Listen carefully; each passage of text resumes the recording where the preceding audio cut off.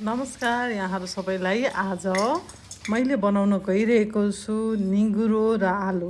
सबैभन्दा पहिला मैले जिरा राखेँ, तेल तताउने, अलिकति तेल तातिसकेपछि जिरा हाल्ने, त्यस पछाडि खोर्सानी पड्काउने, सुकेको खोर्सानी। त्यस पछाडि एकछिन यसलाई चाहिँ फर्र हुन्छ यो। त्यस पछाडि हाल्ने हामीले प्याज हालिसके पछाडि एकछिन चलाउनुपर्छ। रातो रातो हुन दिने, प्याजलाई एकैछिन चलाएर अलिकति त्यसलाई चाहिँ रातो हुन दिने।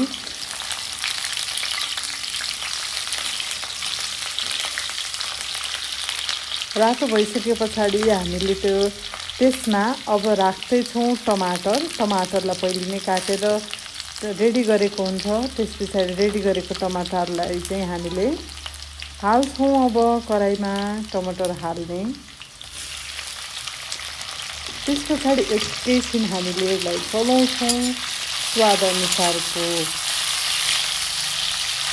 बेसार र नुन पनि राख्ने, पहिला एकैछिन चलाउने, त्यस पछाडि राख्छौँ हामीले स्वाद अनुसारको बेसार।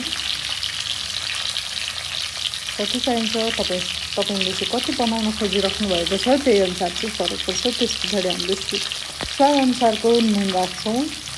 त्यसैमा एकछिन यो चाहिँ हाम्रो मसला हो, यसलाई चाहिँ एकैछिन पकाउँछौँ।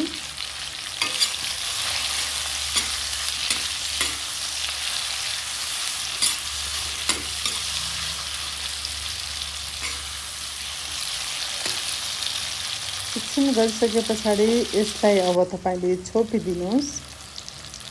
छोपिसके पछाडि यो एकछिन पाक्छ। एकैछिन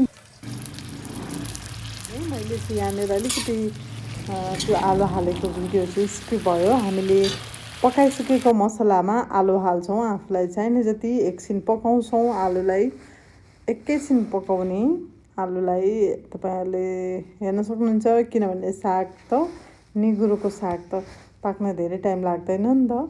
सो आलुलाई एकैछिन पकाउने, एकैछिन छोप्ने, पाके जस्तो तपाईँहरूलाई फिल भइसके पछाडि अनि हामीले त्यसमा हाल्नेछौँ। पछि एकैछिन यसलाई मजाले पाक्न दिनुहोस्, थोरै मजाले धेरै चाहिँ नपाक्ने। त्यस पछाडि हामीले हाल्छौँ यसमा निगुरो हालिसके पछाडि यसलाई चलाइदिनुहोस्, यहाँले मजाले चलाइदिनुहोस्।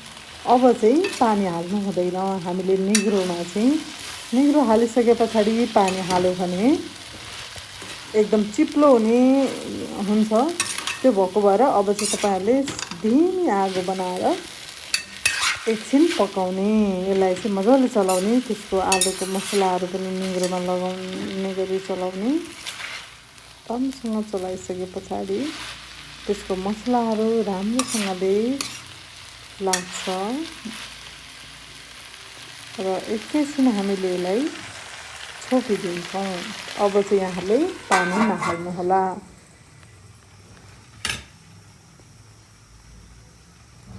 अब हामीले राख्छौँ अलिकति लसुन, त्यसमा अदुवा अलिकति, र यसलाई चाहिँ हामीले मिक्सचरमा अथवा सिलौटो, हजुर, लसुन र अदुवाको पेस्ट बनाउने। त्यस पछाडि हामीले यसलाई हालिदिन्छौँ। एकैछिन यसलाई हालिसकेर एकैछिन चलाइसकेर थोरै 1 मिनट 30 सेकेन्ड 1 मिनट पकाइसकेपछि यो खानको लागि रेडी हुन्छ। अब